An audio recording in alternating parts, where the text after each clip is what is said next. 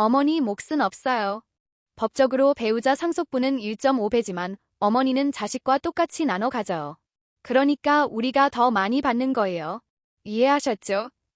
며느리 서연의 차갑고 계산적인 목소리가 장례식장 작은 방에 울려 퍼졌습니다. 그 목소리에는 조금의 망설임도 미안함도 없었습니다. 마치 사업 협상을 하듯 냉정하고 단호했습니다. 남편의 장례식이 끝난 지 불과 3시간. 아직 문상객들의 발소리가 복도에 들리고 국화꽃 향기가 코끝을 자극하는 이 순간에 그녀는 벌써 유산 이야기를 꺼내고 있었습니다. 저는 검은 상복을 입은 채 믿을 수 없다는 표정으로 며느리를 바라보았습니다. 제 눈은 울음으로 붓고 충혈되어 있었고 목소리는 쉬어 제대로 나오지도 않았습니다. 오늘 아침 저는 50년을 함께 산 남편을 영원히 떠나보냈습니다. 남편의 마지막 순간이 아직도 생생했습니다. 병실에서 그가 제 손을 잡고 미안하다오. 당신 혼자 두고 가서 라고 속삭이던 그 순간 그의 손이 점점 차가워지고 심전도 기계의 삐 소리가 길게 이어지던 그 순간 제 심장도 함께 멈추는 것 같았습니다. 아직도 눈물이 마를 틈이 없는데 며느리는 벌써 돈 계산을 하고 있었습니다.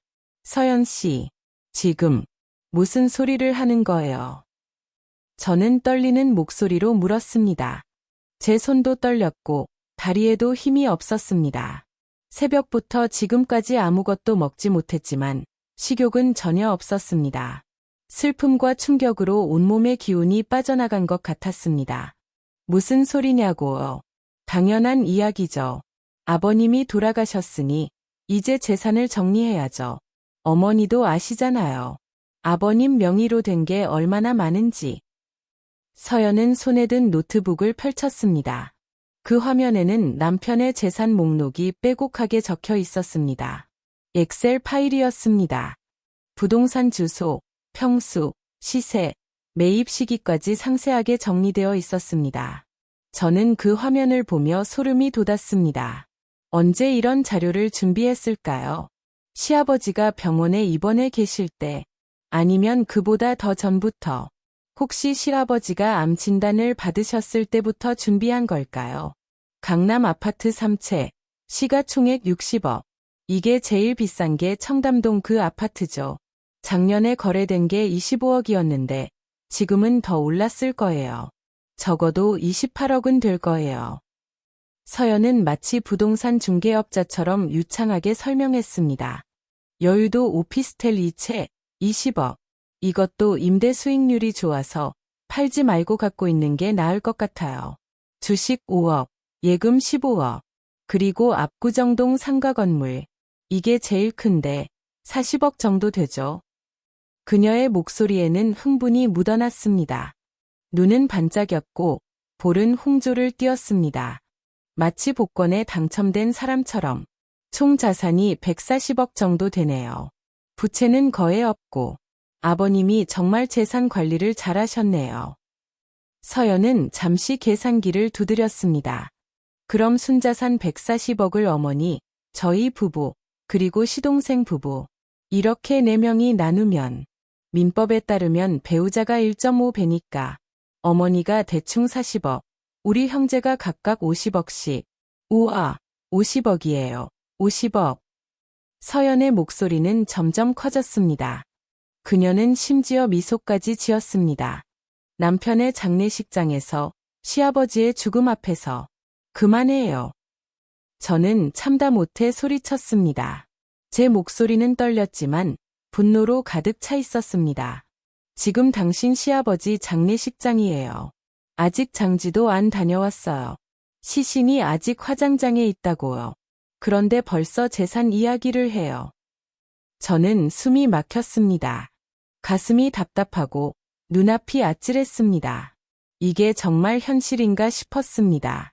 제가 며느리로 받아들인 사람이, 제가 가족으로 생각한 사람이 이런 사람이었다는 게 믿기지 않았습니다.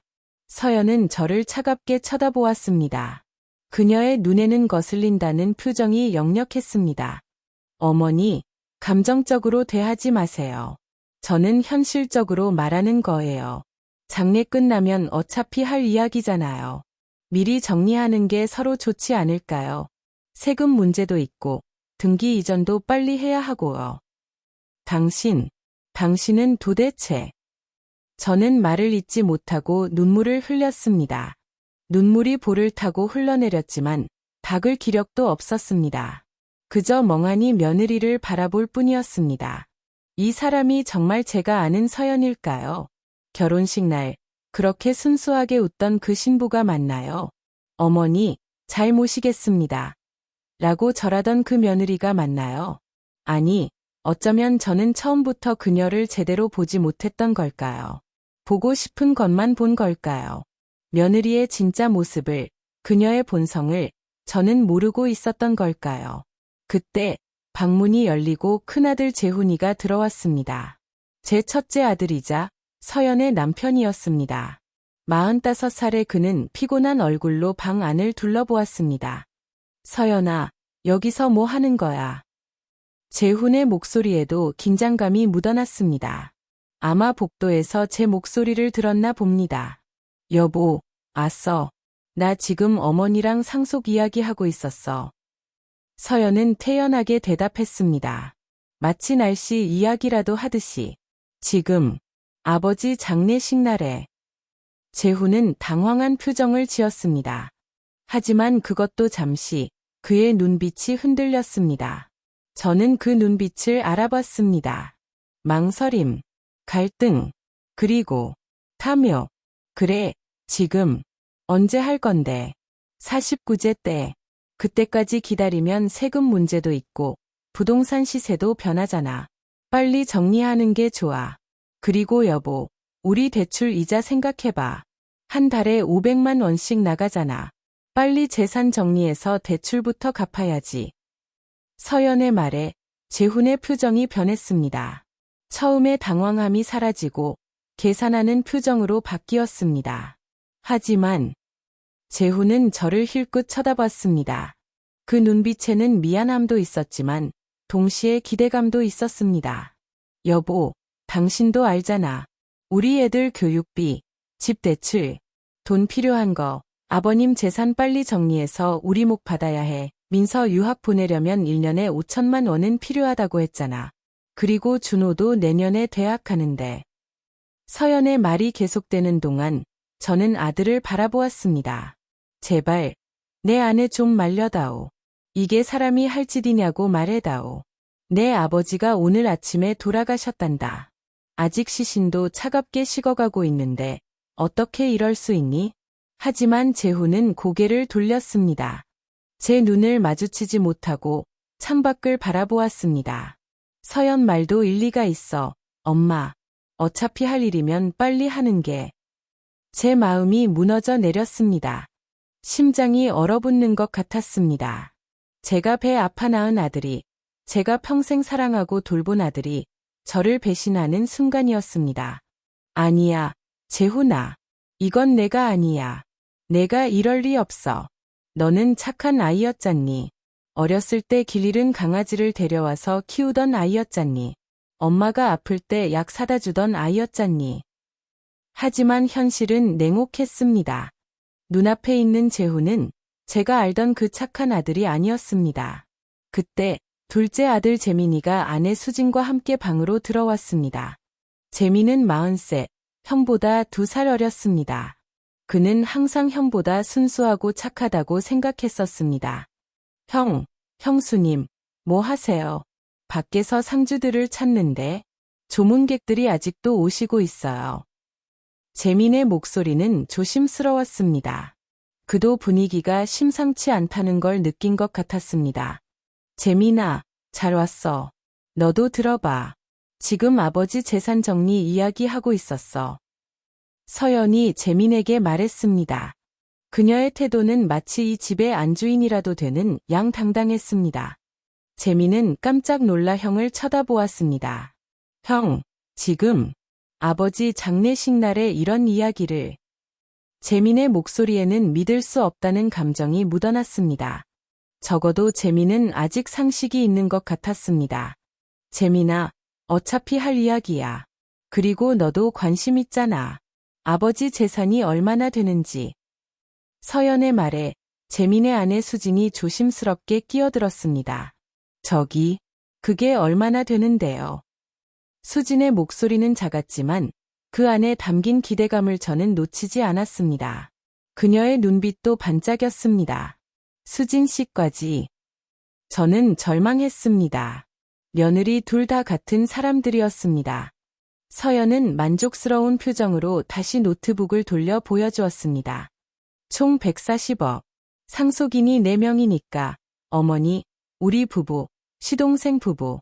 대충 계산하면 어머니가 40억, 우리 형제가 각각 50억씩 받는 거지. 50억이요. 수진의 눈이 휘둥그레졌습니다. 그녀의 손이 떨렸고 숨소리가 거칠어졌습니다. 그럼 우리가 50억을 받는단 말이에요. 정말요? 수진은 남편 재민의 팔을 잡았습니다. 흥분한 표정이었습니다. 여보, 들었어? 50억.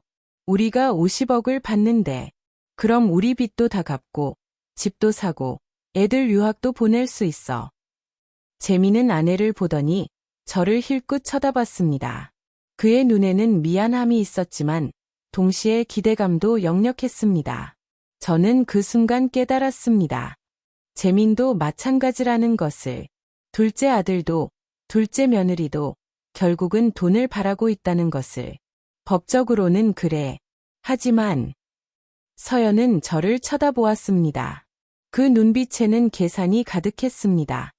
어머니가 자식들에게 좀 더 양보해 주시면 우리가 더 받을 수도 있죠.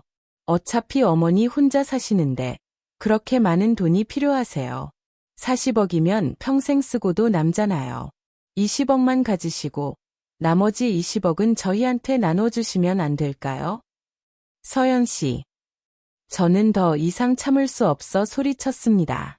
제 목소리는 떨렸지만 분노로 가득 차 있었습니다. 당신, 지금 무슨 말을 하는 거예요? 당신 시아버지가 오늘 아침에 돌아가셨어요. 아직 시신도 화장장에 있어요. 그런데 벌써 재산을 어떻게 나눌지 계산하고 있다고요? 저는 숨을 헐떡였습니다. 가슴이 답답하고 머리가 어지러웠습니다. 혈압이 올라가는 게 느껴졌습니다. 어머니, 제가 언제 잘못된 말을 했어요? 저는 그냥 현실적. 이게 현실이에요. 사람이 죽은 지 몇 시간 만에 재산 계산하는 게. 저는 손으로 가슴을 눌렀습니다. 심장이 너무 빠르게 뛰었습니다. 그리고 나보고 양보하라고요.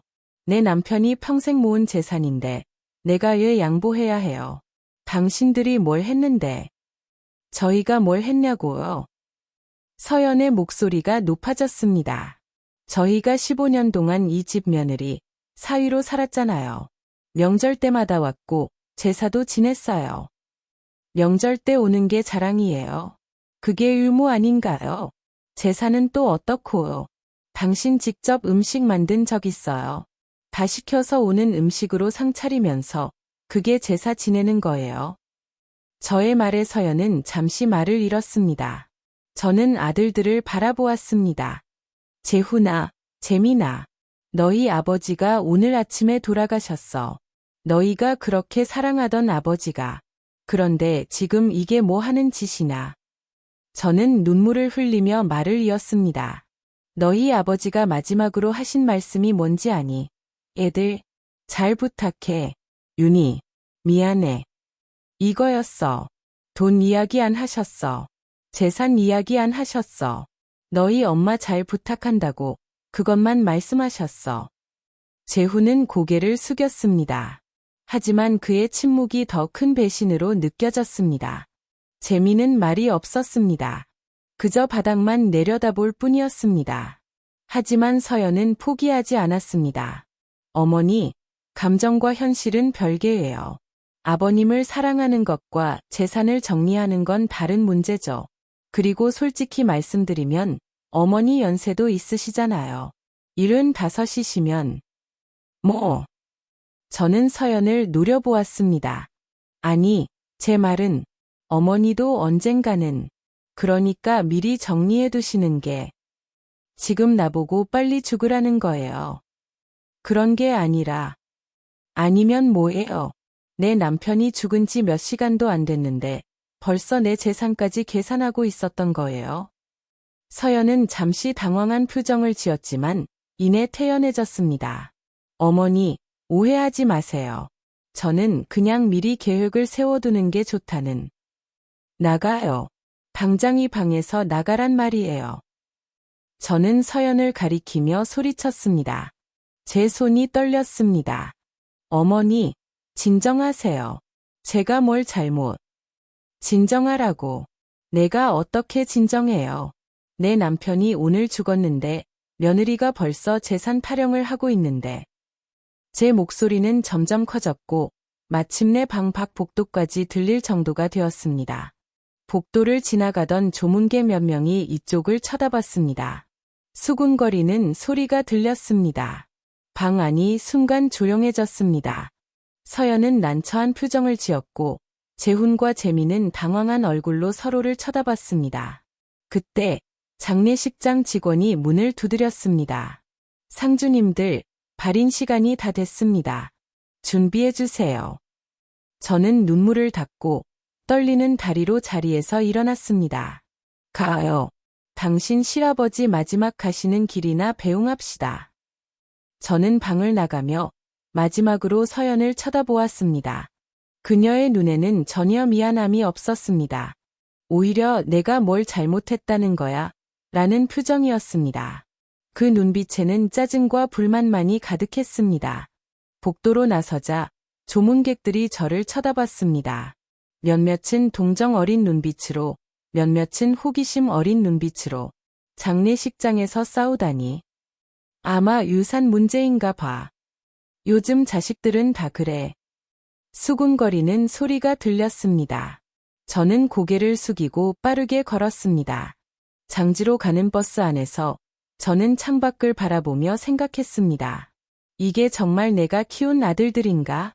이게 내가 며느리로 받아들인 여자들인가? 버스는 서울외곽의 공원묘지로 향했습니다. 차창 밖으로 도시의 풍경이 스쳐 지나갔습니다. 높은 빌딩들, 바쁘게 움직이는 사람들, 평범한 일상이 계속되는 거리들. 하지만 제 일상은 오늘로 끝났습니다. 50년을 함께한 남편이 떠났고 저를 믿고 따를 줄 알았던 자식들이 저를 배신했습니다. 여보, 당신은 알고 있었나요? 우리 아들들이, 며느리들이 이렇게까지 변할 줄은. 남편의 얼굴이 떠올랐습니다. 젊은 시절의 그, 40대의 그, 60대의 그, 그리고 오늘 아침 차갑게 식어가던 그의 얼굴.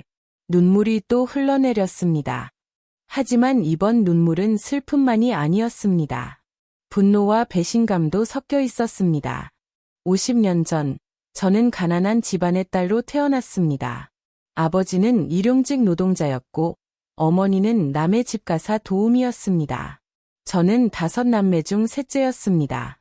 고등학교를 겨우 졸업한 저는 작은 회사의 전화 교환원으로 일하기 시작했습니다. 그곳에서 남편 박지우를 만났습니다. 그는 그 회사의 말단 사원이었습니다. 가진 것 하나 없었지만 꿈은 컸습니다.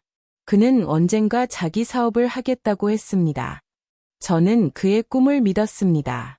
그리고 그와 결혼했습니다. 결혼 초기, 우리는 정말 가난했습니다. 반지하 단칸방에서 신혼생활을 시작했습니다. 겨울에는 춥고 여름에는 더웠습니다. 곰팡이 냄새가 났고 벽지는 곳곳이 찢어져 있었습니다. 하지만 우리는 행복했습니다. 함께였으니까요. 남편은 낮에는 회사에 다니고 밤에는 학원에서 공부했습니다. 무역 관련 자격증을 따기 위해서였습니다. 저는 남편의 저녁밥을 싸주고 밤늦게 귀가하는 그를 기다렸습니다. 2년 후 남편은 회사를 그만두고 작은 무역회사를 차렸습니다. 사무실이라고는 했지만 실은 반지하 건물의 작은 방이었습니다. 직원은 남편과 저, 단 둘뿐이었습니다. 처음에는 정말 힘들었습니다. 거래처를 찾기 위해 매일 기업들을 돌아다녔지만 문전박대당하기 일쑤였습니다. 이런 작은 회사와는 거래 못합니다. 실적이 있어야 거래를 하죠. 다음에 오세요. 거절과 무시의 연속이었습니다. 하지만 남편은 포기하지 않았습니다. 그리고 저도 남편을 포기하지 않았습니다. 밤늦게까지 함께 일했습니다. 남편은 거래처를 찾고 저는 서류를 정리하고 후계를 맡았습니다. 그렇게 3년이 지나고 드디어 첫 번째 큰 거래가 성사되었습니다. 중소기업 하나가 우리를 믿고 물건을 맡긴 것입니다. 남편은 그 거래를 성공적으로 마쳤습니다. 그리고 그 기업은 단골 거래처가 되었습니다. 거래처가 하나둘 늘어나기 시작했습니다. 회사도 커졌습니다. 반지하에서 1층으로, 1층에서 빌딩 안에 사무실로 옮겼습니다. 결혼 7년째 큰아들 재훈이가 태어났습니다. 저는 출산 후 한 달 만에 다시 회사로 나갔습니다. 아이는 시어머니께 맡겼습니다. 2년 후 둘째 재민이가 태어났습니다. 두 아들을 키우면서 회사 일을 하는 것은 정말 힘들었습니다. 하지만 저는 버텼습니다. 남편을 위해서, 가족을 위해서, 우리의 미래를 위해서. 그렇게 20년이 흘렀습니다. 회사는 중견기업이 되었습니다. 직원이 50명을 넘었고 연 매출은 수백억 원에 달했습니다. 우리는 부자가 되었습니다. 단칸방에서 작은 아파트로 다시 강남의 큰 아파트로 이사했습니다. 부동산 투자도 시작했습니다.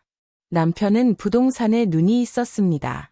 그가 산 부동산은 모두 값이 올랐습니다. 30년이 지나자 우리는 100억 원이 넘는 재산을 모았습니다. 하지만 돈이 많아질수록 무언가가 변하는 것 같았습니다. 아들들이 변했습니다. 어렸을 때는 순수했던 아이들이 점점 물질적인 것에 관심을 가지기 시작했습니다. 아빠, 친구 아빠는 벤츠 타는데 우리 아빠는 얘 현대차 타. 엄마, 친구네는 강남에 집이 3채래. 우리도 더 사면 안 돼. 그런 말들을 듣기 시작했습니다. 특히 재훈이가 대학 졸업 후 서연을 데려왔을 때 저는 약간의 불안을 느꼈습니다. 서연은 처음 만났을 때부터 우리 집 재산에 관심이 많았습니다. 어머님, 이 아파트 정말 크네요. 몇 평이에요? 아버님 회사는 어떤 일 하시는 거예요? 많이 버세요. 어머님, 이 그림 비싸 보이는데 얼마 주고 사셨어요? 처음에는 그저 순수한 호기심이라고 생각했습니다. 하지만 시간이 지날수록 그녀의 관심이 단순한 호기심이 아니라는 것을 알게 되었습니다. 결혼 후 서연은 더욱 노골적이었습니다. 어머니, 우리 집 살 때 도와주실 거죠? 어머니, 애들 교육비 좀 도와주세요. 저희 월급으로는 부족해요. 어머니, 차 바꾸려는데 지원 좀 해주실 수 있어요? 요구는 계속되었습니다. 그리고 남편과 저는 주었습니다. 자식이니까, 며느리니까, 가족이니까. 하지만 주면 줄수록 그들의 요구는 더 커졌습니다. 그리고 오늘 남편의 장례식 날 서연은 본색을 드러냈습니다. 버스가 공원 묘지에 도착했습니다. 학원 일식이 시작되었습니다. 관이 천천히 땅속으로 내려갔습니다. 남편이 영원히 저를 떠나는 순간이었습니다. 저는 무릎을 꿇고 울었습니다. 목 놓아 울었습니다. 여보, 여보. 50년을 함께한 사람이 떠나갔습니다. 이제 저는 혼자였습니다. 학원이 끝나고 사람들이 하나둘 떠나기 시작했습니다. 재훈과 재민, 그리고 그들의 아내들도 떠나려고 했습니다. 엄마, 우리 먼저 갈게요. 얘들 봐야 해서요. 어머니, 내일 다시 뵐게요. 그들은 그렇게 말하고 떠났습니다. 뒤돌아보지도 않고 저는 혼자 남았습니다. 남편의 무덤 앞에 혼자 해가 지고 있었습니다. 석양이 묘지를 붉게 물들였습니다. 저는 무덤 앞에 앉아 남편에게 말했습니다. 여보, 우리 아들들 이렇게까지 변할 줄 몰랐어요. 바람이 불었습니다. 남편의 대답처럼 이제 나 혼자 어떻게 살아가야 할까요? 밤이 되어서야 저는 집으로 돌아왔습니다. 택시에서 내려 아파트 로비로 들어서는데 다리에 힘이 없었습니다. 엘리베이터를 타고 15층으로 올라가는 동안 저는 거울에 비친 제 모습을 보았습니다. 늙었습니다. 아침보다 더 늙어 보였습니다. 머리카락은 헝클어져 있었고 얼굴은 야위어 보였습니다. 눈 밑에는 검은 다크서클이 깊게 패여 있었습니다. 여보, 나 이렇게 늙었어. 초인종을 누르는 순간 저는 깨달았습니다. 이제 아무도 문을 열어주지 않는다는 것을. 남편은 더 이상 왔어요? 하며 현관으로 나오지 않습니다. 열쇠로 문을 열고 들어서자 텅 빈 집이 저를 맞았습니다. 불을 켜도 집은 여전히 어둡고 차가웠습니다. 남편의 빈자리가 너무나 크게 느껴졌습니다. 거실 소파에 주저앉았습니다. 온몸에서 힘이 빠져나가는 것 같았습니다. 소파 옆 테이블 위에는 남편의 안경이 놓여 있었습니다. 남편이 마지막으로 쓰던 안경. 신문을 보다가 벗어놓은 채로 병원에 갔었죠. 저는 그 안경을 집어 들었습니다. 그리고 가슴에 꼭 안았습니다. 여보, 보고 싶어요. 눈물이 다시 흘러나왔습니다. 오늘 하루 종일 울었는데도 눈물은 마르지 않았습니다. 저는 남편과 함께 찍은 사진들을 보기 시작했습니다. 결혼식 사진. 25살의 저와 28살의 남편. 둘 다 너무나 젊고 행복해 보였습니다. 재훈이가 태어났을 때 찍은 사진. 남편이 갓난아기를 안고 환하게 웃고 있었습니다. 재민이가 돌잔치 때 찍은 사진. 네 식구가 함께 웃고 있었습니다. 아이들이 자라는 모습을 담은 수많은 사진들. 그리고 우리 부부만 찍은 사진들. 여행지에서, 결혼기념일에, 명절에, 우리 정말 행복했었는데. 사진들을 보다가 저는 문득 깨달았습니다. 사진 속의 재훈과 재민은 언제부터 변했을까요? 언제부터 저런 순수한 미소를 잃어버렸을까요? 중학교 때까지는 순수했던 것 같습니다. 고등학교 때부터 조금씩 변하기 시작했나요? 대학 졸업 후 사회에 나가면서 더 변했나요? 아니면 어쩌면 저희 부부가 잘못 키운 걸까요? 너무 많이 주었나요? 어려움을 겪게 하지 않은 게 잘못이었나요? 저는 사진첩을 덮고 남편의 서재로 향했습니다. 남편은 서재에서 많은 시간을 보냈습니다. 책을 읽고 생각하고 때로는 저와 차를 마시며 이야기를 나누곤 했습니다. 서재 문을 열자 남편의 냄새가 났습니다. 남편이 쓰던 향수 냄새, 책 냄새, 그리고 남편만의 독특한 냄새. 저는 남편의 책상 앞에 앉았습니다. 책상 위에는 남편이 마지막으로 읽던 책이 펼쳐져 있었습니다.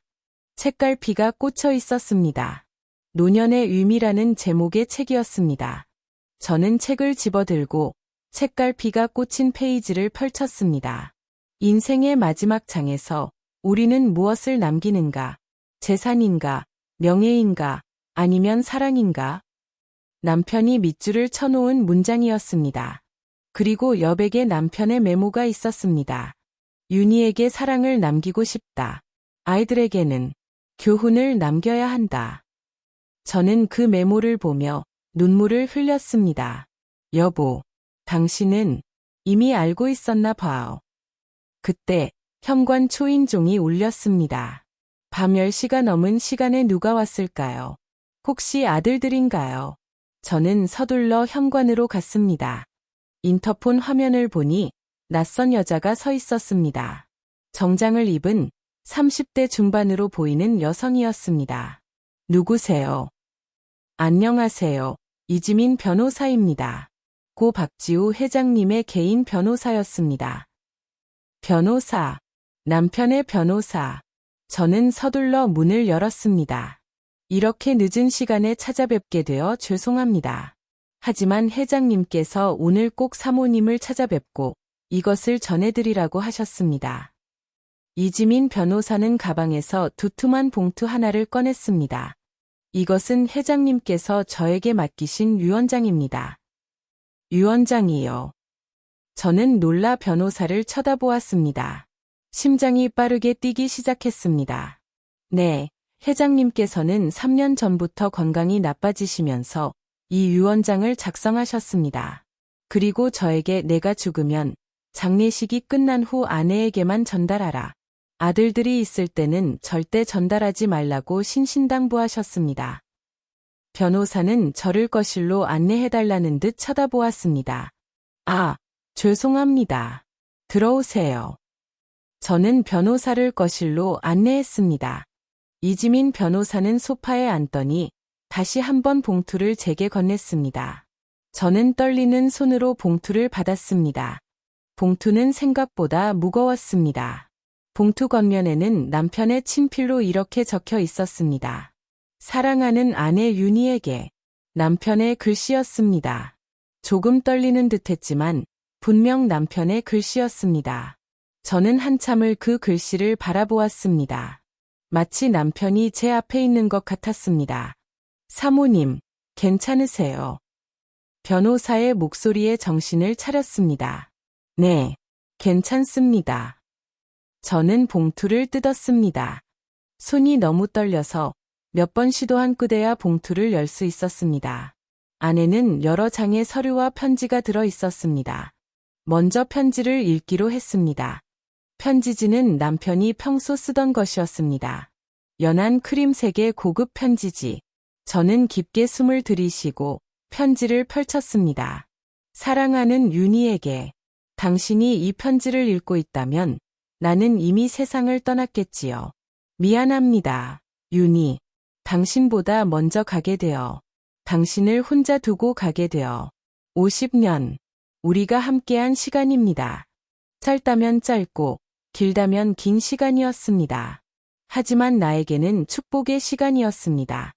당신과 함께였기에. 윤희, 기억하나요? 우리가 처음 만났을 때를. 당신은 전화 교환원이었고 나는 말단 사원이었죠. 당신의 목소리를 처음 들었을 때 나는 알았습니다. 이 사람과 결혼하겠구나라고. 그리고 정말로 당신과 결혼했습니다. 당신은 내가 아무것도 없을 때 나를 선택했습니다. 반지하 단칸방에서 신혼생활을 시작했을 때 당신은 한 번도 불평하지 않았습니다. 오히려 웃으며 말했죠. 여보, 우리 언젠가 큰 집에서 살 거예요. 당신은 내가 사업을 시작할 때 함께했습니다. 낮에는 회사 일을 하고 밤에는 후계 장부를 정리했죠. 당신의 손은 거칠어졌고 얼굴은 야위었지만 당신은 한 번도 힘들다고 말하지 않았습니다. 당신은 내가 실패했을 때 나를 믿어줬습니다. 괜찮아요, 여보. 다시 일어서면 되죠. 당신의 그 말이 나를 다시 일어서게 했습니다. 당신은 내가 아플 때 나를 돌봐줬습니다. 밤새 병실을 지키며 내 손을 잡아줬죠. 당신의 따뜻한 손길이 나를 살렸습니다. 우리가 모은 이 재산은 내가 혼자 모은 게 아닙니다. 우리가 함께 모은 것입니다. 아니, 솔직히 말하면 당신이 더 많이 희생하며 모은 것입니다. 당신은 아이들을 키우면서도 일했고, 집안일을 하면서도 효사를 도왔고, 아프면서도 참으며 나를 돌봤습니다. 그런데 나는 걱정이 됩니다. 윤희, 우리 아들들이, 그리고 며느리들이 당신을 제대로 대할지 걱정이 됩니다. 특히 큰며느리 서연. 그 아이를 처음 봤을 때부터 느꼈습니다. 그 아이는 돈만 보는 것 같다고, 사람의 가치를 모르는 것 같다고. 재훈이도 걱정입니다. 어렸을 때는 착했는데 커가면서 점점 물질적인 것에 집착하게 되더군요. 재민이는 재훈이보다는 나은 것 같지만 그 아이도 완전히 안심할 수는 없습니다. 윤희, 나는 마지막 1년 동안 아이들을 유심히 지켜봤습니다.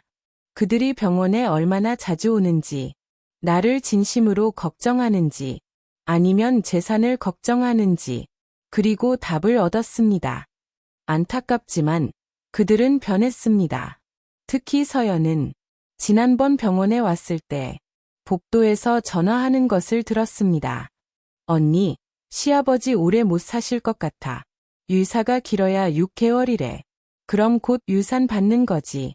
우리 드디어 빚 갚고 강남에 집 살 수 있어. 그 말을 들었을 때 나는 정말 슬펐습니다. 내가 죽기를 기다리고 있다니. 그것도 재산 때문에.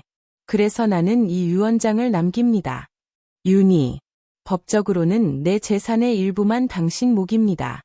배우자 상속분이 자녀보다 1.5배 많다고는 하지만 그래도 아이들에게도 많이 갑니다. 하지만 나는 그것이 싫습니다. 나는 내 전 재산을 당신에게 물려주고 싶습니다.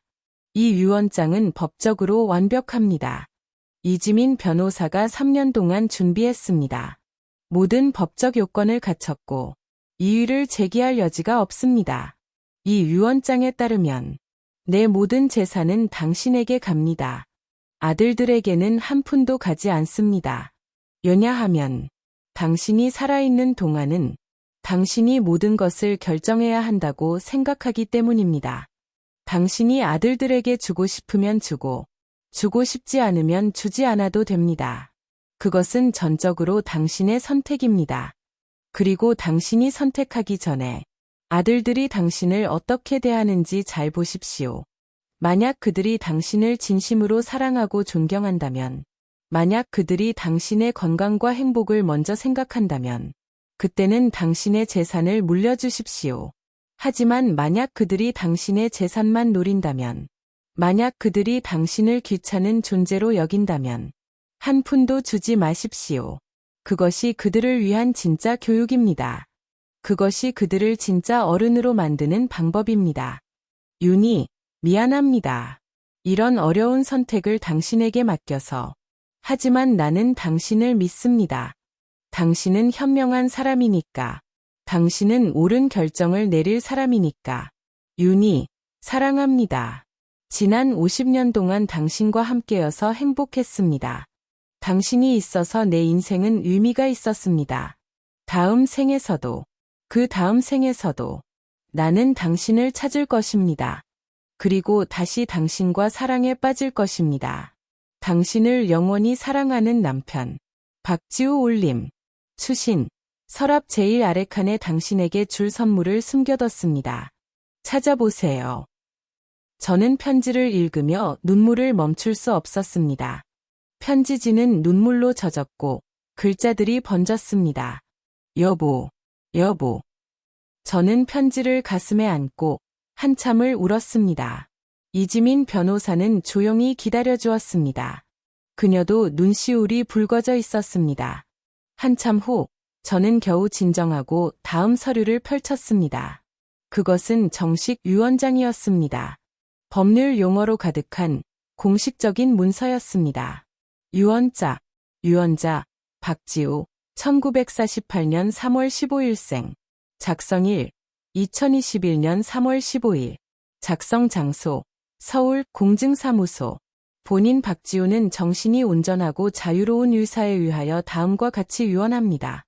제1조, 총칙. 본인의 모든 재산은 배우자 서윤희, 1949년 7월 3일생, 에게 상속한다. 제2조, 재산 목록. 상속 대상 재산은 다음과 같다. 1. 부동산. 가 서울시 강남구 청담동 아파트 동호, 시가 28억 원. 나 서울시 강남구 대치동 아파트 동호, 시가 18억 원. 다 서울시 강남구 논현동 아파트 동호, 시가 14억 원. 라 서울시 영등포구 여의도동 오피스텔호, 시가 11억 원. 마 서울시 영등포구 여의도동 오피스텔호, 시가 9억 원. 바 서울시 강남구 압구정동 빌딩, 시가 40억 원. 이 금융자산. 가 윤행 예금 15억 원. 나 증권 주식 5억 원. 3. 기타 동산. 가 차량 2대. 나 미술품 일체. 다 기타 가재도구 일체. 재산 총액 약 140억 원. 제3조 상속 비율. 이 재산의 100%를 배우자 서윤희에게 상속하며 자녀 박재훈, 박재민에게는 일체 상속하지 않는다. 제4조 유언의 방식. 본 유언은 민법 제1068조에 따른 공정증서에 의한 유언이며 다음의 증인이 참여하였다. 증인 1. 이지민, 변호사. 증인 2. 김철수, 공인회계사. 제5조 유언의 이유. 본인은 배우자 서윤희와 50년을 함께 살았으며 그녀가 본인의 재산 형성에 가장 큰 기여를 했음을 인정한다. 그녀는 본인이 사업을 시작할 때부터 함께 일했으며 본인이 어려움에 처했을 때 헌신적으로 도왔으며 본인이 아플 때 정성껏 간호했다. 따라서 그녀가 모든 재산을 관리하고 처분할 권리를 가져야 한다고 판단한다. 제6조 자녀들에 대한 설명. 자녀 박재훈, 박재민은 이미 충분한 교육과 경제적 지원을 받았다. 본인은 그들의 결혼 자금, 주택 구입 자금, 사업 자금, 자녀 교육비 등 총 46억 원을 생전에 증여하였다. 증여 내역은 별첨 참조. 이는 법정 상속분 및 유류분을 충분히 초과하는 금액이다. 따라서 추가 상속이 필요하지 않다고 판단한다. 제7조 유류분 청구에 대한 대응. 만약 자녀들이 유류분 청구를 할 경우 본인이 생전에 증여한 재산을 모두 반환해야 한다. 이는 민법 제1118조 유류분의 보전에 따른 것이다. 제8조 유언 집행자. 본 유언의 집행자로 이지민 변호사를 지정한다. 제9조 최종 의사. 본인은 이 유언장이 본인의 최종적이고 확정적인 유사임을 밝힌다. 본인의 정신 상태가 온전함은 첨부된 정신과 전문의 소견서로 증명된다. 유언자 박지우, 인. 증인 이지민, 인. 증인 김철수, 인. 공증인 박상민, 인. 저는 유언장을 읽고 입을 다물 수 없었습니다. 남편이 이렇게까지 준비했다니. 사모님, 이게 다가 아닙니다. 이지민 변호사가 또 다른 서류를 꺼냈습니다. 이것은 회장님께서 아드님들에게 증여하신 내역을 정리한 문서입니다. 모두 증빙 서류가 있습니다. 생전 증여 내역. 1. 장남 박재훈에 대한 증여. 2000년 6월 결혼 자금 3억 원, 은행 송금 기록 있음. 2005년 3월 아파트 구입 자금 10억 원, 부동산 등기부 등본상 증여 확인. 2010년 8월 사업 자금 5억 원, 회사 설립 당시 자본금 납입 확인. 2010에서 2020년 자녀 교육비 명목 매년 2천만 원씩 총 2억 원, 송금 기록 있음. 2015년 12월 차량 구입 지원 8천만 원, 차량 등록증상 확인. 기타 명절 용돈, 생일 선물 등 약 2억 2천만 원, 총 23억 원. 2. 차남 박재민에 대한 증여. 2003년 9월 결혼 자금 3억 원, 은행 송금 기록 있음. 2007년 5월 아파트 구입 자금 8억 원, 부동산 등기부 등본상 증여 확인. 2012년 11월 사업 자금 7억 원, 회사 설립 당시 자본금 납입 확인. 2013에서 2020년 자녀 교육비 명목 매년 2천만 원씩 총 1억 6천만 원, 송금 기록 있음. 2016년 3월 차량 구입 지원 1억 원, 차량 등록증상 확인. 기타 명절 용돈, 생일 선물 등 약 2억 4천만 원, 총 23억 원, 합계 46억 원. 모든 증여에 대한 증빙 서류, 은행 거래 내역, 부동산 등기부 등본, 회사 등기부 등본, 차량 등록증 등 첨부됨. 회장님께서는 모든 증여를 기록으로 남기셨습니다. 법적 분쟁에 대비하여 이지민 변호사의 설명이 이어졌습니다. 민법상 유류분은 법정 상속분의 2분의 1입니다. 아드님들의 법정 상속분을 계산하면 총 재산 140억 원 중 배우자가 3, 자녀가 각각 2씩, 즉 총 7분의 2씩 약 40억 원이 각 자녀의 법정 상속분입니다. 따라서 유류분은 그 절반인 20억 원씩입니다. 그런데 회장님께서는 이미 각각 23억 원씩 증여하셨습니다. 이는 유류분을 초과하는 금액입니다. 따라서 법적으로 아드님들은 추가로 청구할 수 있는 것이 없습니다. 저는 그제야 남편이 얼마나 치밀하게 이 모든 것을 준비했는지 깨달았습니다. 그리고 사모님, 변호사는 마지막 봉투를 꺼냈습니다. 회장님께서 마지막으로 하신 말씀을 녹음한 것입니다. 사모님께 꼭 들려드리라고 하셨습니다. 변호사는 작은 녹음기를 꺼내 재생 버튼을 눌렀습니다. 남편의 목소리가 흘러나왔습니다. 약하고 떨리는 목소리였지만 분명 남편의 목소리였습니다. 윤희, 내 사랑하는 윤희. 저는 그 목소리를 듣는 순간 눈물이 쏟아졌습니다. 이 녹음을 듣고 있다면 나는 이미 당신 곁을 떠났겠지요. 남편의 숨소리가 거칠었습니다. 힘들게 말하고 있는 게 느껴졌습니다. 미안해요, 윤희. 당신보다 먼저 가서. 하지만 한 가지 꼭 당신에게 부탁하고 싶은 게 있어요. 우리 아들들을 잘 지켜봐 주세요. 그들이 진심으로 당신을 사랑하는지 아니면 당신의 재산만 노리는지. 만약 그들이 당신을 진심으로 대한다면 그때는 당신이 원하는 만큼 주세요. 하지만 만약 그들이 남편은 잠시 기침을 했습니다. 그들이 당신을 귀찮게 여기거나 재산만 바란다면 한 푼도 주지 마세요. 그것이 그들을 위한 진짜 사랑입니다. 그것이 그들을 변화시킬 유일한 방법입니다. 윤희, 사랑해요. 50년 함께해서 행복했어요. 다음 생에서도 당신을 사랑할 거예요. 안녕, 내 사랑. 녹음이 끝났습니다. 저는 소파에 무너져 내렸습니다. 그리고 목 놓아 울었습니다. 여보, 여보, 보고 싶어요.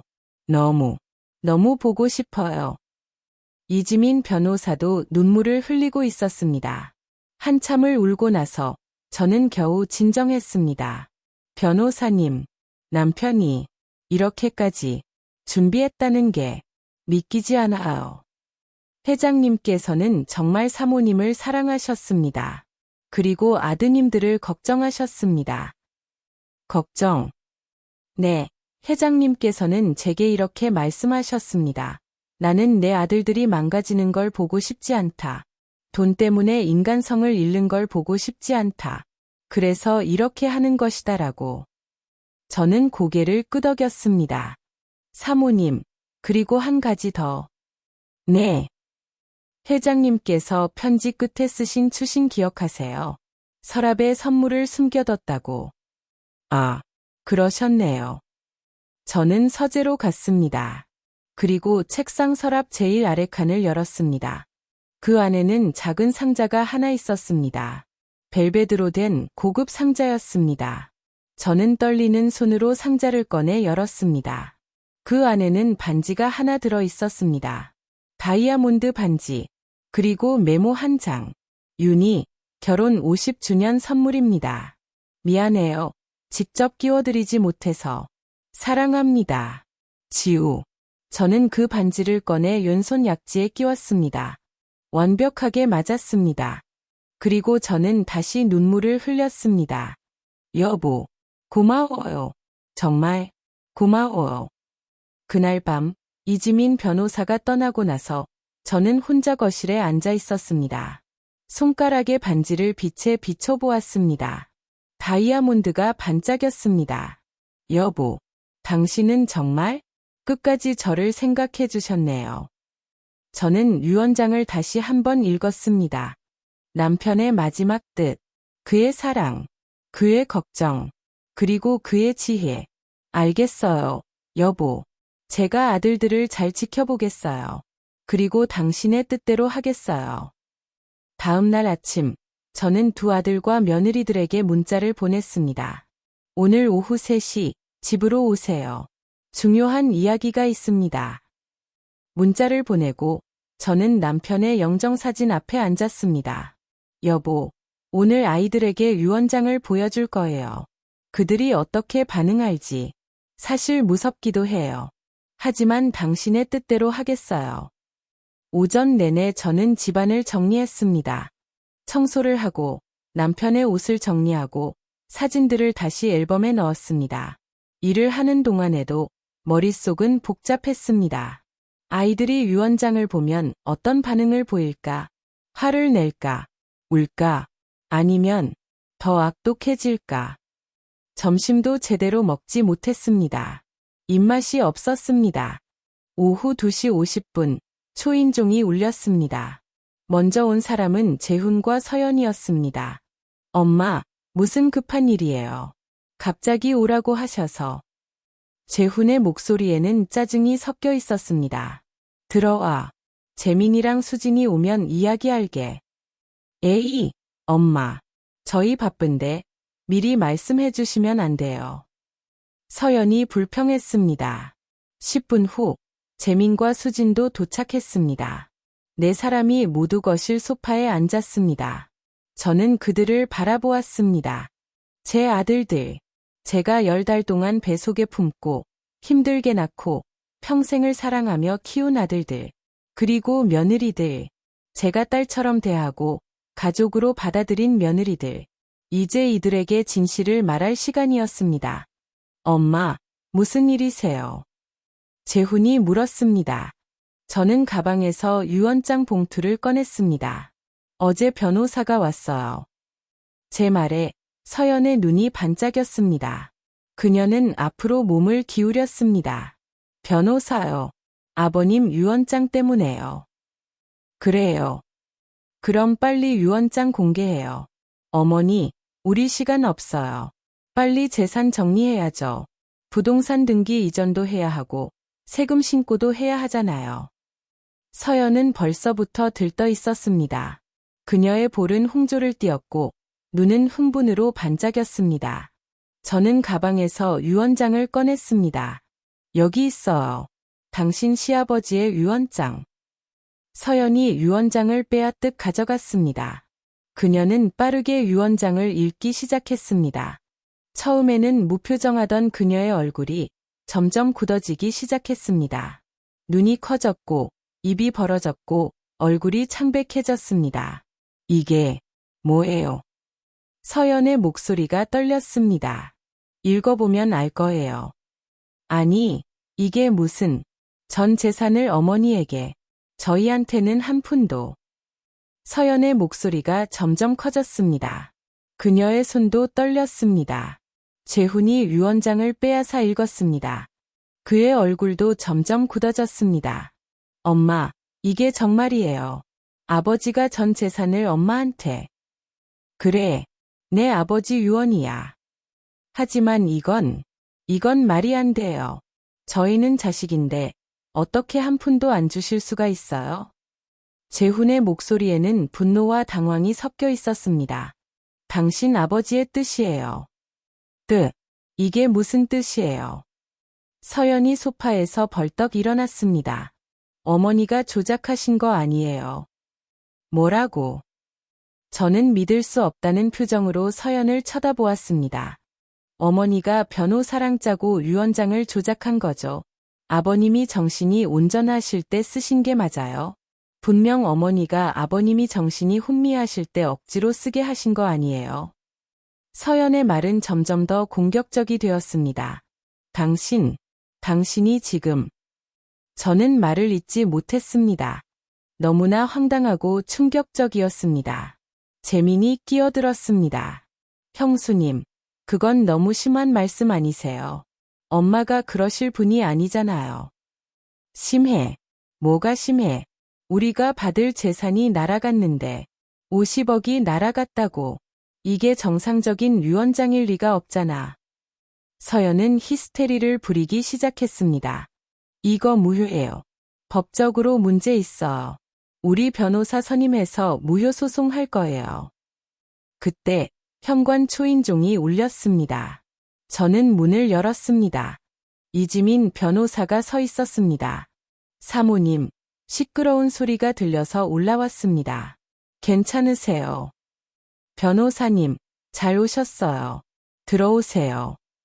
이 변호사는 거실로 들어왔습니다. 서연이 변호사를 보자마자 달려들었습니다. 당신이죠. 당신이 유언장 조작한 거죠. 얼마 받았어요? 어머니한테 얼마 받고 이런 짓을 한 거예요? 이 변호사는 침착하게 대답했습니다.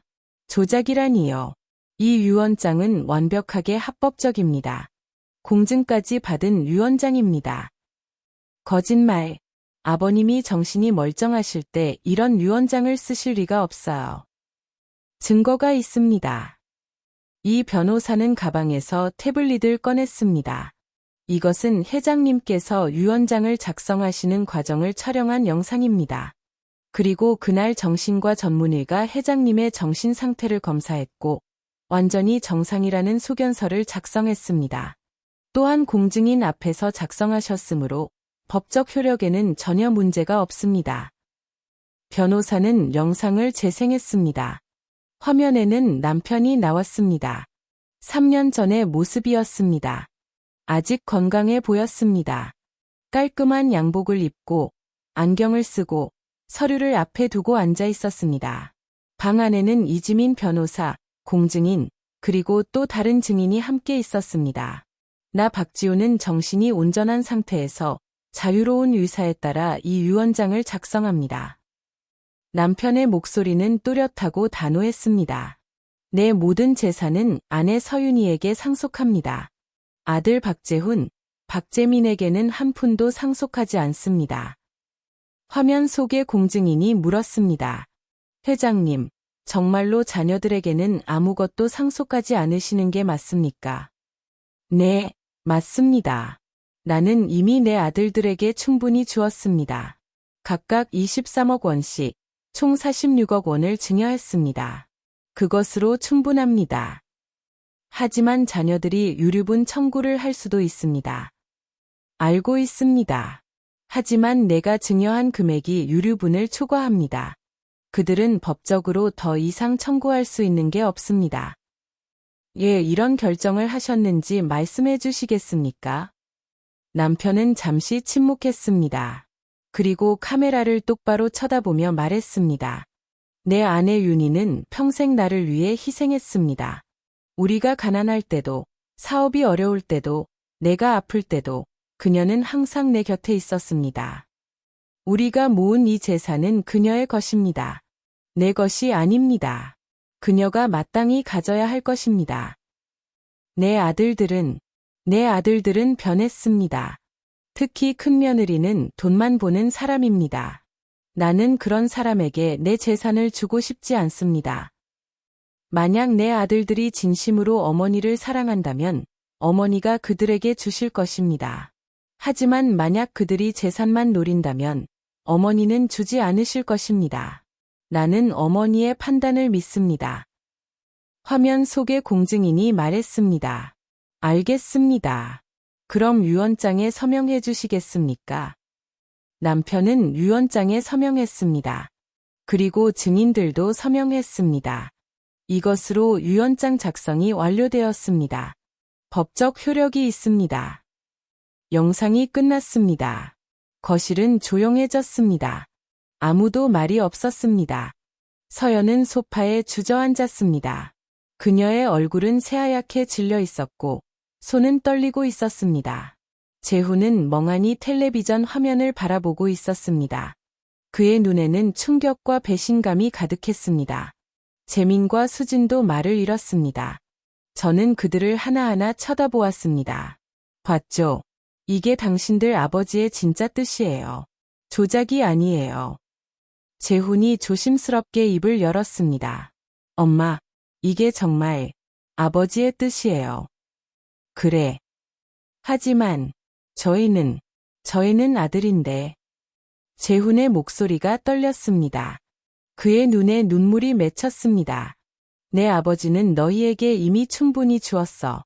각각 23억 원씩. 그걸로 충분하다고 생각하신 거야. 하지만 140억에 비하면 서연이 다시 끼어들었습니다. 우리가 받은 23억은 20년 동안 받은 거예요. 그런데 어머니는 한꺼번에 140억을 받으시잖아요. 이게 공평해요. 저는 서연을 똑바로 쳐다보았습니다. 그녀의 눈빛을 놓치지 않았습니다. 거기에는 여전히 탐욕만이 가득했습니다. 공평. 당신이 공평을 말할 자격이 있어요. 저의 목소리는 차갑고 단호했습니다. 당신 시아버지 장례식 날 아직 시신도 차갑게 식기 전에 재산 계산하던 당신이 나보고 차라리 빨리 죽는 게 낫다고 말하던 당신이 그건 제가 그런 뜻이 아니었다고. 그럼 무슨 뜻이었어요? 어머니 연세도 있으시잖아요라는 게 무슨 뜻이었어요? 서연은 대답하지 못했습니다. 저는 숨을 고르고 계속 말을 이었습니다. 그리고 내가 140억을 받는 게 불공평해요.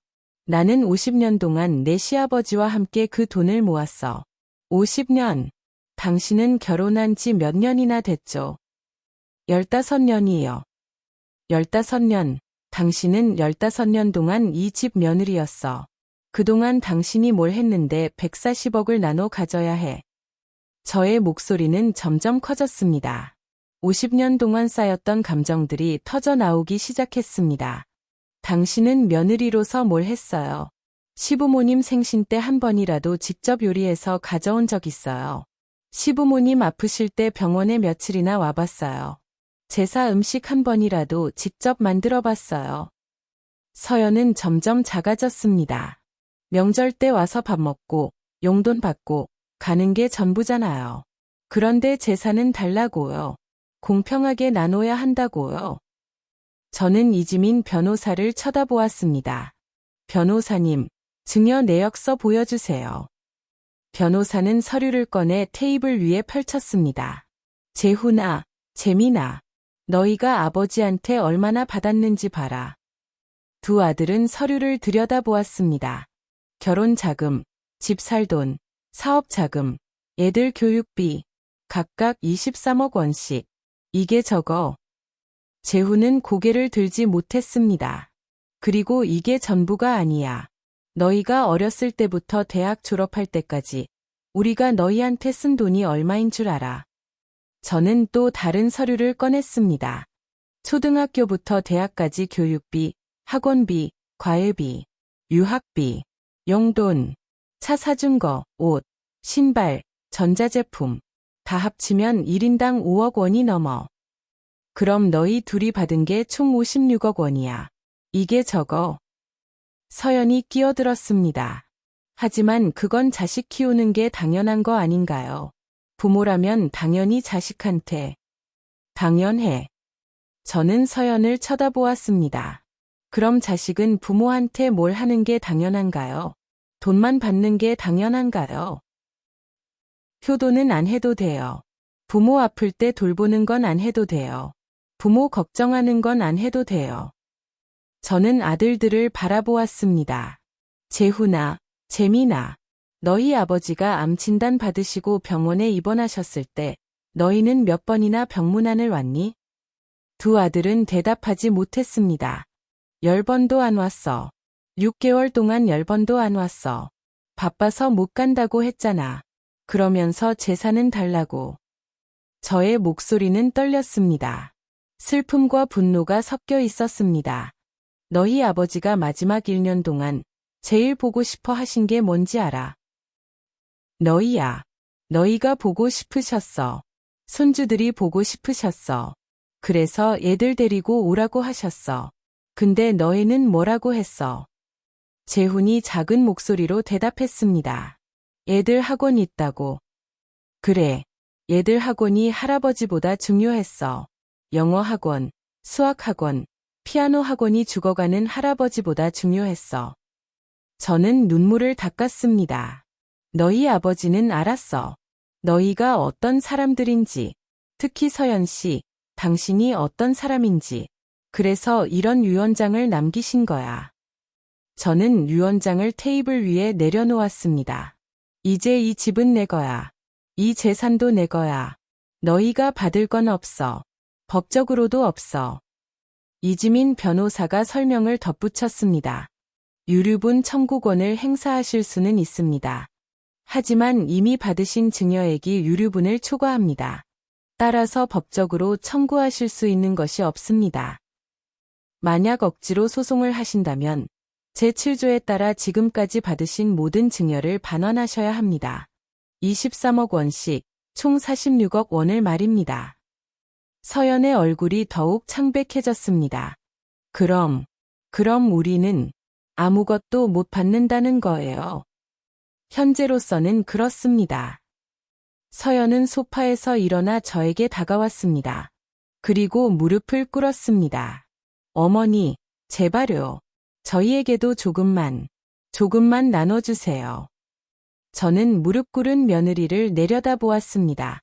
어제까지만 해도 그렇게 오만하고 당당하던 그녀가 지금은 무릎을 꿇고 애원하고 있었습니다. 내가 당신에게 줘야 하죠. 저는 어머니 며느리잖아요. 며느리, 당신은 며느리로서 할 도리를 다 했어요. 저는 아무것도 안 했잖아요. 그저 돈만 벌었잖아요. 서연은 대답하지 못했습니다. 재훈도 일어나 제게 다가왔습니다. 엄마, 제가 잘못했어요. 정말 잘못했어요. 재훈의 눈에서 눈물이 흘러내렸습니다. 제발, 한 번만 기회를 주세요. 저는 아들을 바라보았습니다. 제 아들, 제가 낳고 키운 아들. 하지만 저는 고개를 저었습니다. 재훈아, 내 아버지가 이런 유언장을 남기셨는지 생각해봐라. 기회는 이미 많았어.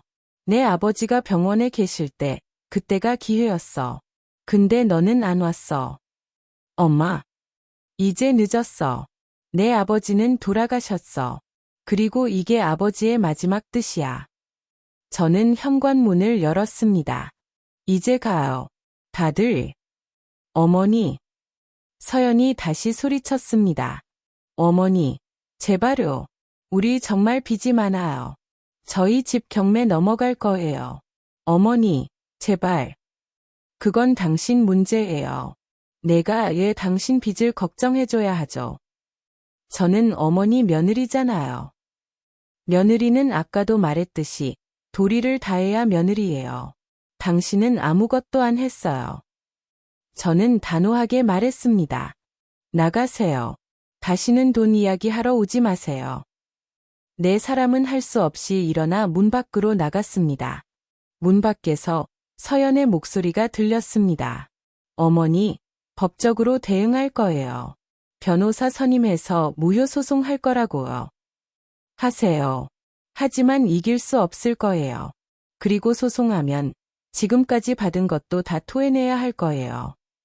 서연의 얼굴이 일그러졌습니다. 어머니는 정말 차갑네요. 어떻게 친자식들을 이렇게 대할 수 있어요? 저는 그 말을 듣고 쓴웃음을 지었습니다. 내가 차갑다고. 어제 당신이 나한테 한 말 기억해요? 차라리 빨리 죽는 게 낫다고 했잖아요. 그게 차가운 게 아니에요. 서연은 할 말을 잃었습니다. 그럼 누가 더 차가운지 당신이 판단해 보세요. 저는 그렇게 말하고 문을 닫았습니다. 복도에서 발소리가 멀어지고 엘리베이터 가는 소리가 들렸습니다. 저는 빈 거실에 혼자 남았습니다. 다리에 힘이 풀려 소파에 주저앉았습니다. 온몸이 떨렸습니다. 화가 났고 슬펐고 허무했습니다. 여보, 제가 잘한 걸까요? 남편의 영정사진을 바라보며 물었습니다. 이렇게 매정하게 대해도 되는 걸까요? 그래도 제 자식들인데. 눈물이 흘러내렸습니다. 하지만 당신 말이 맞아요. 그들은 변했어요. 저는 한참을 울었습니다. 그리고 문득 깨달았습니다.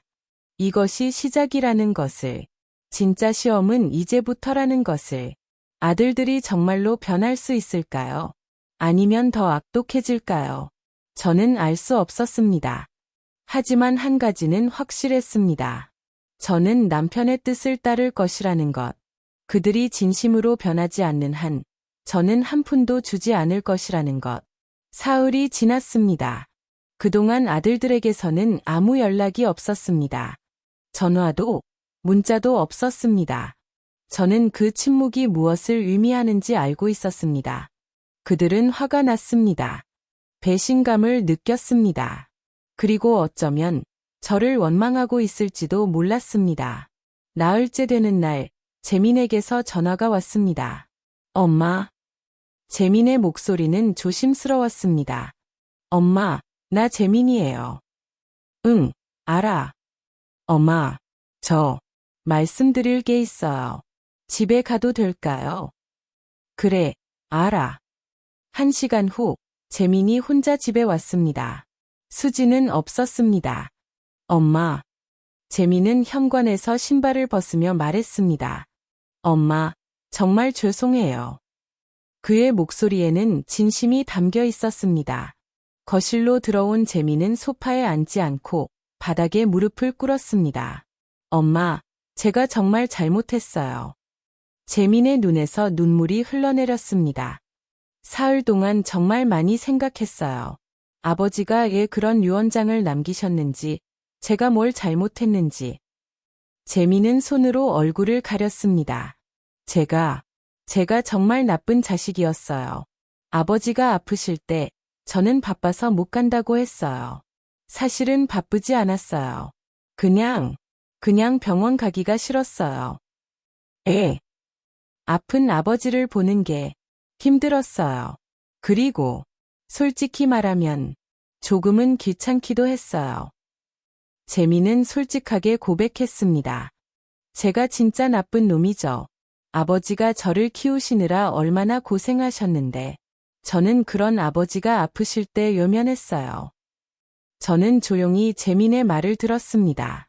그리고 아버지 장례식 날 형수님이 재산 이야기할 때 저도 솔직히 기대했어요. 50억이라는 말을 들었을 때 가슴이 두근거렸어요. 재민은 고개를 들어 저를 쳐다보았습니다. 엄마, 저 정말 최악이죠. 저는 대답하지 않았습니다. 사흘 동안 수진이랑 많이 싸웠어요. 수진이는 법적으로 대응하자고 했어요. 변호사 선임해서 무효 소송하자고. 형수님이랑 함께 하자고. 저는 그럴 수 없다고 했어요. 아버지의 유언을 무시할 수 없다고. 그리고 제가 잘못한 거니까 당연히 받아들여야 한다고. 재민은 눈물을 닦았습니다. 수진이가 화났어요. 저한테 바보냐, 50억을 포기하냐고. 근데 엄마, 저는 깨달았어요. 50억보다 더 중요한 게 있다는 걸. 가족이요. 진짜 가족. 엄마, 저 이제 제대로 된 아들이 될게요. 돈 바라지 않을게요. 그냥 엄마 아들로 살고 싶어요. 재민은 다시 바닥에 이마를 대고 절을 했습니다. 엄마, 용서해주세요. 제발. 저는 재민을 바라보았습니다. 제 둘째 아들. 항상 형보다 순수했던 아이. 재민아. 네, 엄마. 진심이니? 네, 진심이에요. 돈 안 바라는 거 진짜니? 네, 한 푼도 안 바랄게요. 제가 벌어서 살게요. 저는 한참을 생각했습니다. 일어나라.